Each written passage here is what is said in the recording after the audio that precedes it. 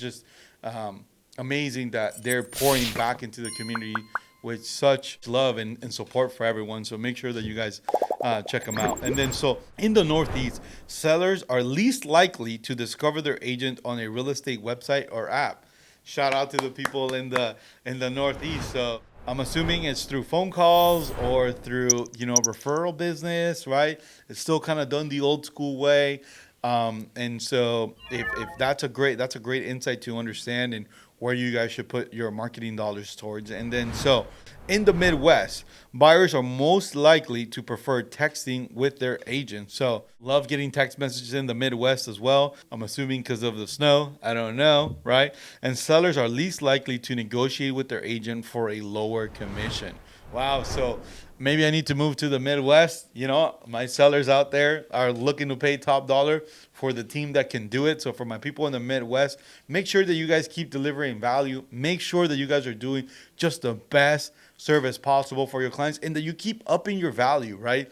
As property prices drive up, one of the things that we forget as agents is we forget to keep evolving and keep delivering more and more value. You can't stay stagnant in this industry, right? Like, it just moves so much. It's always evolving. It's always moving. So just make sure that you guys are constantly moving forward, that every single day is a new day, right? Like I one of the things I read a long time ago was talking about Kaizen, right? And it's a Japanese term on how to get 1% better. I started applying this a long time ago, right? And even though I have my bad days like everybody else, right? Thinking about it and having awareness for it about how can you improve at least 1% every day is super, super important. So not only do I try to do that with my wife, my baby, the people here in the office, I'm trying to always find some little way that I can improve. And I think it's super important. And then so in the South, buyers are most likely to prefer having phone calls with their agents. So in the South, you guys are my people. I love still being able to talk to clients and talk to them on the phone. I'm an energetic guy, right? So I love talking to people on the phone. Texting sometimes becomes a little difficult for me, so I always do speak to text. I actually transitioned from actually writing out messages not only on my phone but also on my computer. I actually do a lot of speak to text on my computer to be able to write notes, especially if I'm on a phone call or something like that. Like, I always make sure that I try to, at least 70% of my day is done through speak to text. And I'm starting to utilize Loom. I don't know if you guys use Loom.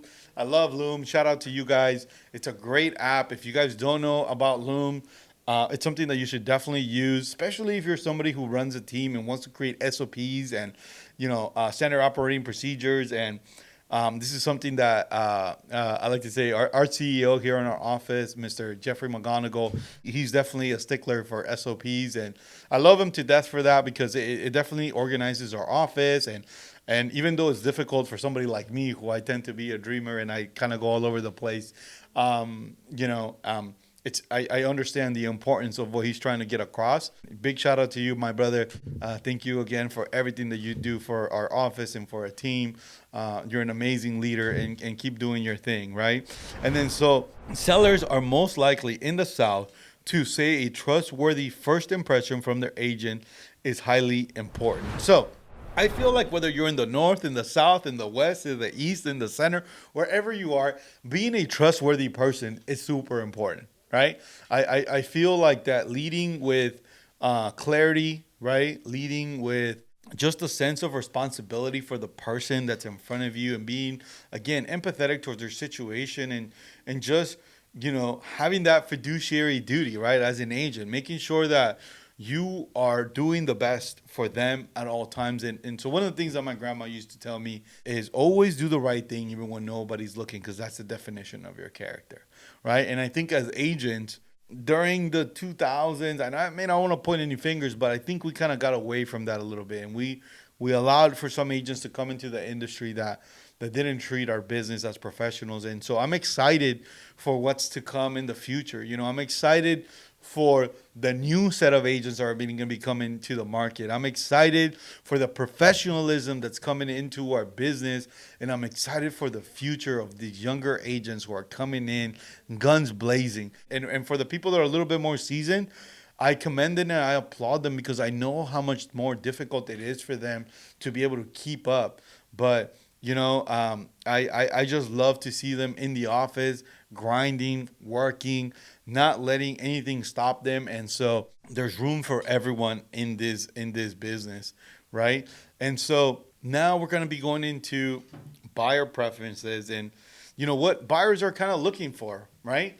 And so I know that there's a lot of different things that we're talking about here today, but honestly, I wanted to bring this Zillow Unlock to you guys. And one thing to remember is in our office, we train every single Tuesday, Wednesday, and Thursday from 9 to 10 a.m. for buyers training and from 10 to 11 a.m. for sellers training. So if you guys are looking to become a better real estate agent, we train Tuesdays, Wednesdays, and Thursdays. And we believe we are real estate sales athletes. So if you're out there looking to be a real estate sales athlete, make sure you come to our office in Anaheim, Whittier, or in Riverside. We have team leads, managers that are helping us.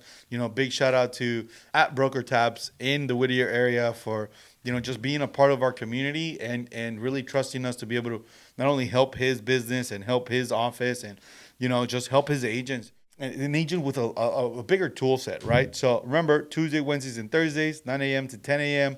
Buyers trainings, 10 a.m. to 11 a.m.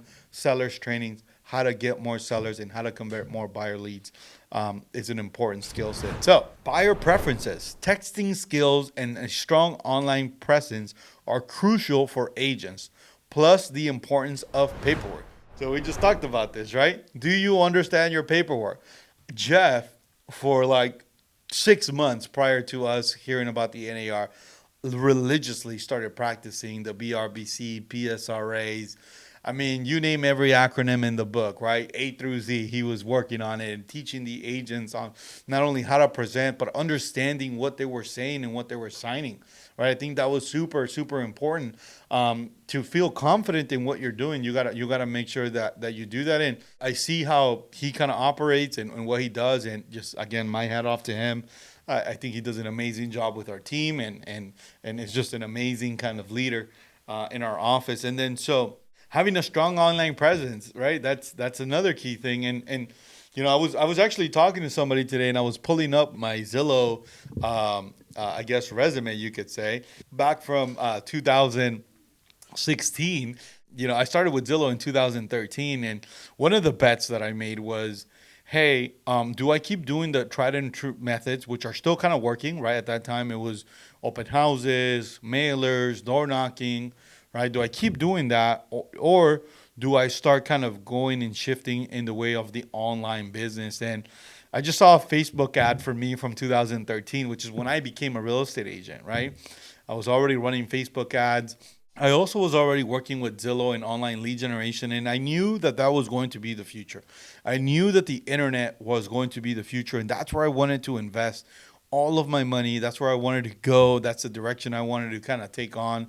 And that is the direction that I did take on and move forward with. And I feel like looking back, it definitely has paid its dividends. I still feel like we're very early. Our team has only been around for 3.5 years, over 2,000 transactions, over 700 something agents recruited into our brokerage. Currently, we only have 150 on the team, 450 in the organization, but we're not everyone's cup of tea. But I could tell you this, people who follow our blueprint, who implement our techniques, and who execute on them always get results. I've never met anybody who's walked in through our doors that does not get that from us. Moving over to how many agents do buyers contact, right? That's a great question, and a question that a lot of you guys have. And so I kind of always told agents, it's like, when you're on Yelp, how many restaurants do you take a look at, right? Like like how many reviews do you read before you decide to pick one, right? And you're buying a very small item sometimes, right? For clients, I think them doing their due diligence and contacting agent, it's super important. So recent buyers who contacted an agent didn't shop around much before hiring. 71% only approached one or two agents before deciding who they worked with, and 47% hire the first agent they contacted. Half of the people that you guys are talking to will hire you. You guys are already in an advantage. First time home buyers were slightly more likely to talk to multiple options. 35% reached out to 3 or more agents. So my seasoned buyers or sellers, they're probably just a little bit more aware of the market and just more aware of how everything is going, right? Like they're just probably just a little bit more aware of everything. And first time home buyers, they're probably just just trying to understand the process, right? Like what is going on here? Like where do I go, right? Like so it kind of makes a little bit of sense.